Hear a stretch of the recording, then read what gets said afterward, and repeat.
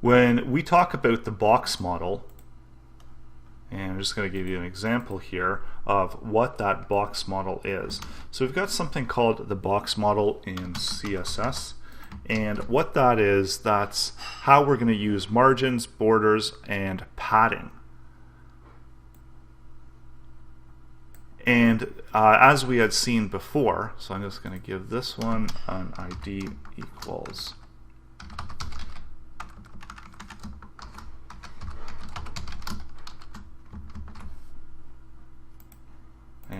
bring that out over here. So I'm going to call to that ID as a selector my margin, and we're going to give it a background color.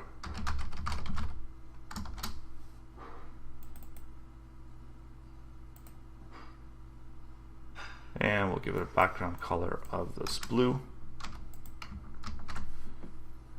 And what we're going to do is we're going to apply that margin. So much like what we had done there with the div, that we had that background color, and when we applied padding, that actually applied padding to what's internal within the box and not padding to what's external. So also I'm going to add in a border here so that we can see where that particular box ends and where it begins. So with borders, you have the ability to do colors, you have the ability to do border widths, and you can also do everything all together. So you have also border images and a whole bunch of stuff you can do with borders. So you can do a border image repeat, and this is now that CSS3 styling. So again, you can also make a border radius, so make it rounded. So for this one, we're just going to talk about setting a regular border. So what we want to have a border that's maybe going to be yellow, so that it really does stand out there.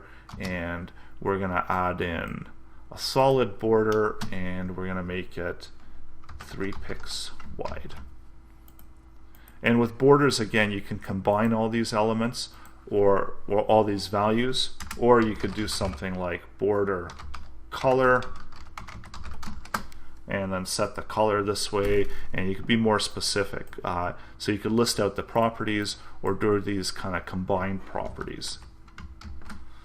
And so this is more of a short form of writing it, because most of the time when you're setting a border, you're going to need a color, you need to specify it, as well as you're going to have to give it a width. So we go back out here, we can see here that we've written out that box model CSS. We've got that yellow border that we set, and so we've created a blue box, and around that box, as you can see here, we've got this white space, and that white space is determined by margin. So if I was to actually increase that,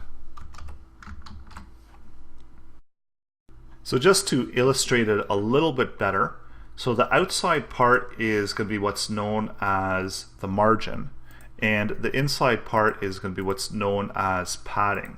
So if I add in padding of, and if you notice, I also added in this red box, and this was just more to illustrate and to be able to highlight that external margin that's around that element, HTML element. So when I add in padding, you can see that it adds this padding on the inside. So essentially with the box model, we've got the margin on the outside, so this is that red part. We've got the border, which is the yellow part, and then we've got the blue part, which is the actual padding, and then inside of everything we've got our HTML content.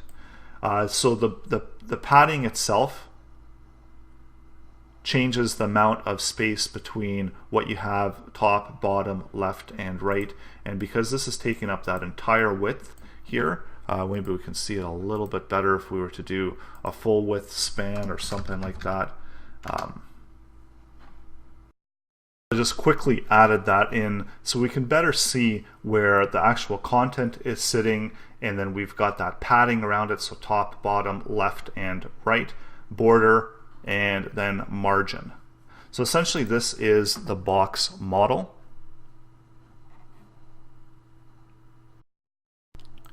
And with all of these, you've got actually some ability to really control what type of padding you want, what type of margin you want.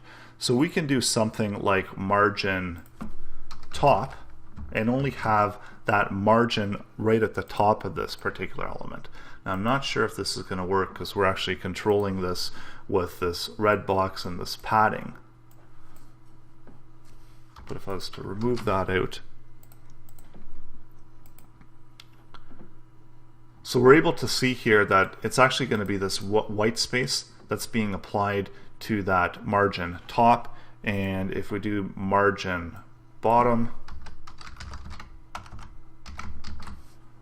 we can refresh that and we'll see that that white space is now at the bottom.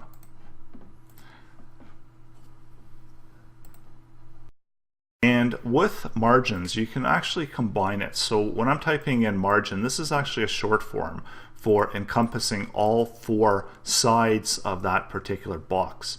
So when I'm doing margin top, margin bottom, margin left, margin right, I'm specifying which part of the box and how many pixels are being applied. So also there's additional short form for that. And if you want to apply to top and bottom, but you only want to have left and right to have a 5 pix width, you can see when I refresh that, it's going to apply that 50 pix to the top and bottom. And on the left and the right, it's only going to be using 5 pixels. And so we have additional short forms that we can do. So the next one is going to be the bottom, and it works clockwise. So it starts at the top, and then if you don't have a second value for the horizontal value, then it's just going to apply this to both of them. And the same thing with the top and bottom. So if you're not specifying top and bottom, it's just going to apply 50 pix to the top and the bottom. But as soon as we apply this bottom width and we're more specific with it, watch what it's going to do now. It's only going to do top 50, it's going to do bottom 10, and it's going to do left and right 5. So once we save that, back out to the code, and you see here that the top 50, bottom 10, and left and right are 5. And again, going with this same setup, that if we're working or working clockwise, so first we have the top, then we have the right, then we have the bottom, and if the left isn't specified, it takes the right's value. But now we're specifying the left of 100 pix, and we go back out to the code and we refresh it, we see that in fact indeed it does apply that 100 pix on the left, 5 on the right, top and bottom 50. So they're all going to be different. All the sides are going to have different values. And this works the same way for padding. So as you can see here in padding, we've just got this short form where we're applying 30 pix all around. So again, much like what we were doing with the margin, if we want to apply 100 pix to top and bottom, we're going to refresh that, or we see that now we're applying that 100 pix. Sorry, that would be left and right. We're applying 100 pix. So left has 100 pix, right has 100 pix, and top and bottom are still 30. And then if we do one where we've got a smaller value, so we're just going to put 0. And you can see that even when I'm using 0, it's still going to use that 0 value of applying 0 pixels within that padding. And then so on, we're going to add in that right value. So we're going to do 0 pix again for the right value, just so that we can see that there is a difference. And we can see that there it is. It's been moved in all the way over to the left, 100 pix here. And it does take a little bit of playing around to understand exactly how this box model is working. But essentially, that's how you're able to set different widths, heights, and work with the box model to really customize that look and feel of that particular element in HTML.